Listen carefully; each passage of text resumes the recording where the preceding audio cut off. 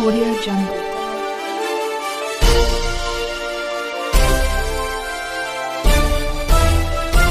Audio Jungle.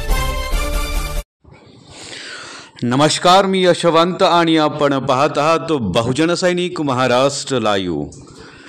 जागना है तो जगना पड़ेगा एक राष्ट्र के लिए। मुंबई आग्रा राष्ट्रीय महामार्गावरील मालेगावच्या मनमाड चौफुलीवरील उड्डाणपुलावर ट्रकला आग लागल्याची घटना समोर आली असून शॉर्ट सर्किटमुळे आग लागल्याची शक्यता व्यक्त केली जात आहे।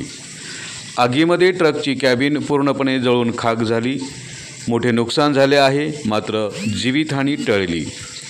अग्निशमन दलाने शर्थीचे प्रयत्न करून आगीवर नियंत्रण मिळवत ट्रकमधील माल वाचवला। सदरचा ट्रक हा धुळ्याकडून नाशिककडे डाळी व अन्नधान्य घेऊन जात असताना ही घटना घडली। घटनेमध्ये कुठलीच जीवितहानी झाली नाही, अशी माहिती नाशिक जिल्हा प्रतिनिधी मुक्ताराम बागुल यांनी दिली।